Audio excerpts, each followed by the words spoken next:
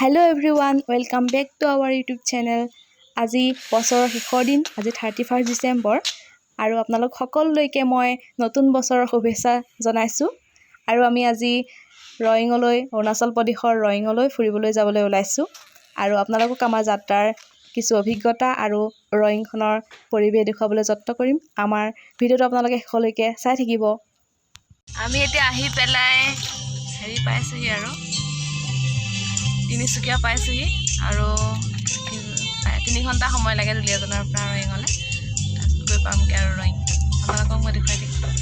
আমি এতিয়া আহি উপস্থিত হৈছোহি ধলাশদিয়া ব্ৰিজ। এইখন হৈছে নদীৰ ওপৰত থকা আটাইতকৈ দীৰ্ঘতম দলংখন আৰু ইয়াৰ দিঘ হৈছে 9.15 কিলোমিটাৰ আৰু এইখনৰ সৌন্দৰ্য কিমান সুন্দৰ চাওকচোন। আৰু এইখন লুইত নদীৰ ওপৰত আছে আৰু এইখনৰ নাম হৈছে ভূপেন হাজৰিকা সেতু। যিসকলে এইখন দলং দেখা নাই তেওঁলোকৰ কাৰণে মই দেখুৱাইছোঁ, ভিডিঅ'টো প্ৰস্তুত কৰিছোঁ। চাবচোন কিমান ধুনীয়া পৰিৱেশটো।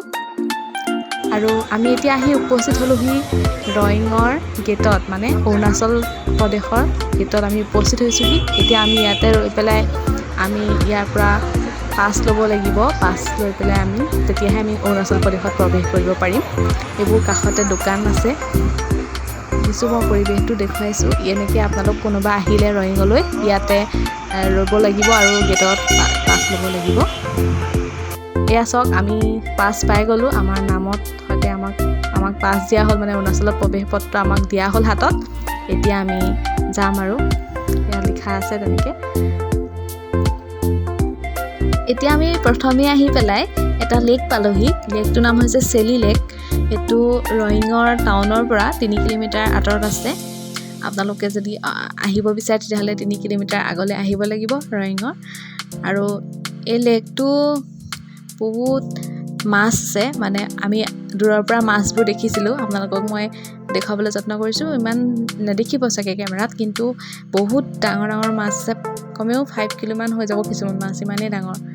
মাগুৰ মাছৰ নিচিনাই লাগিছে, কি মাছ ময়ো নাজানো। আগটো জোঙা জোঙা ধৰণৰ।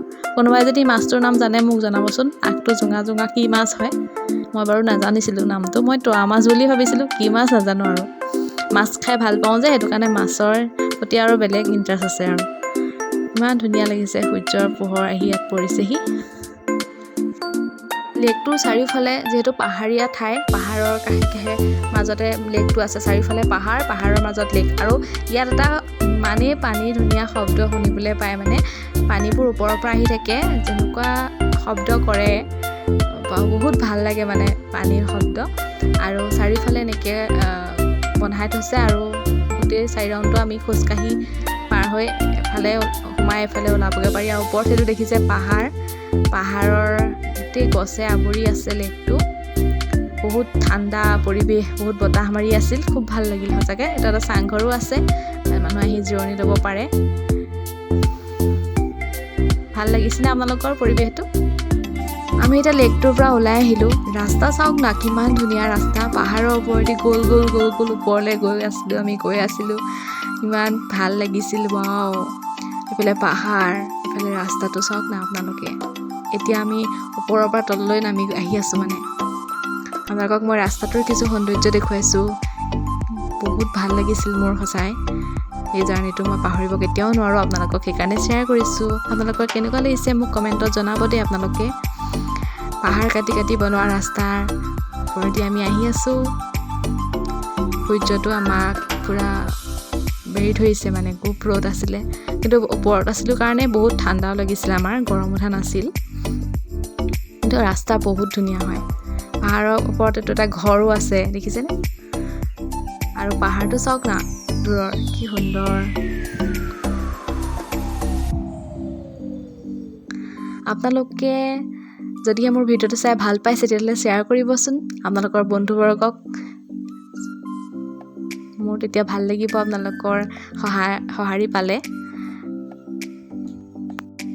ঠাণ্ডা দিনত এনেকুৱা পাহাৰীয়া ঠাইবোৰত বৰফ পৰে আৰু সেইকাৰণে ইয়াত ঠাণ্ডাৰ সময়ত মানুহ ফুৰিবলৈ বহুত আহে।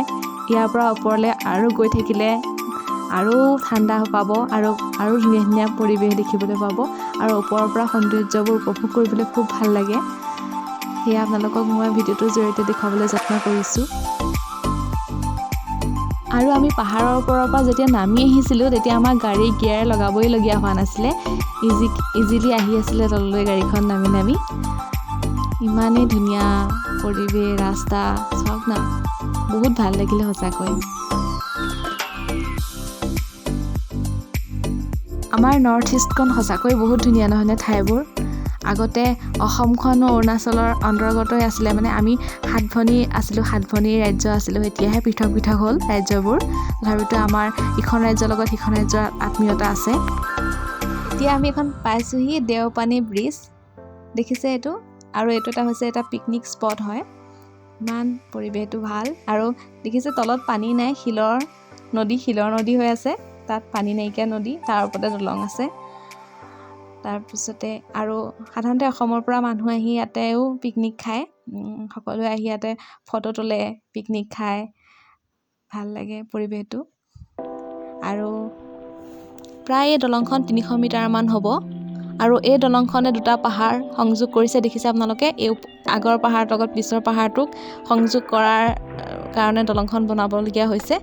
আৰু দলং কাষৰ পাহাৰৰ পৰা নিগৰি পানীটো তললৈ বৈ অহাৰ যিটো শব্দ সঁচাই সুন্দৰ, খুব ভাল লাগিল সঁচাকৈ পৰিৱেশটো। আপোনালোকে দেখিছে আমি আজি অৰুণাচল প্ৰদেশত আছোঁ, ৰয়িঙত আছোঁ। ৰয়িঙৰ প্ৰাকৃতিক সৌন্দৰ্য মই আপোনালোকক ভিডিঅ'ৰ জৰিয়তে দেখুৱাই আছোঁ। আপোনালোকে নিশ্চয় ভাল পাইছে ভিডিঅ'টো চাই। মই নিজে মানে ওলাব পৰা নাই, মই কেমেৰা কৰি যাবলগীয়া হৈছে কাৰণে মানে অকলতে মোক দেখা পোৱা নাই আপোনালোকে। কিন্তু আমি আজি অকল এদিনৰ কাৰণে আহিছোঁ, গোটেইখিনি ফুৰিব লাগিব একে সময়তে, এইকাৰণে যিমান পাৰোঁ ভিডিঅ'ৰ জৰিয়তে দেখাবলৈ চেষ্টা কৰিছোঁ। চাই থাকক। ৰয়িঙত আৰু বহুত ধুনীয়া ধুনীয়া চাবলগীয়া ঠাই আছে, কিন্তু আমাৰ সময়ৰ অভাৱ যিহেতু অকল এটা দিন লৈ গ'লোঁ আমি, সেইটোৱে আমাৰ কাৰণে অসুবিধা হ'ল ফুৰিবলৈ। নেক্সট টাইম গ'লে আৰু ধুনীয়া ধুনীয়া ঠাই চাবলগীয়া ঠাই আছে, নিশ্চয় চাম।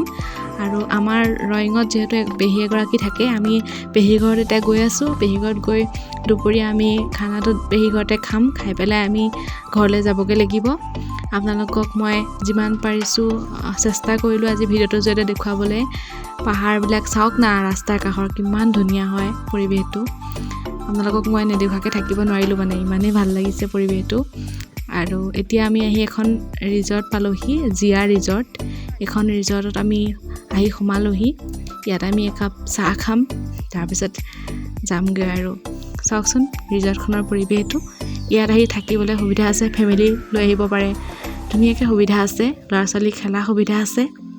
এইখন ৰয়িঙলৈ আহোঁতে ৰাস্তাত পাই আহে, ৰাস্তাৰ কাষতে আছে জিয়া ৰিজৰ্ট। ঠাইখনৰ নাম জিয়া, আৰু সেইকাৰণে ৰিজৰ্টখনৰ নাম হৈছে জিয়া ৰিজৰ্ট। গোটেইবিলাক বাঁহেৰে বনোৱা হৈছে। ইয়াত বেতৰ চকী আছে, খুব ধুনীয়া লাগিল পৰিৱেশটো ৰিজৰ্টখনৰ।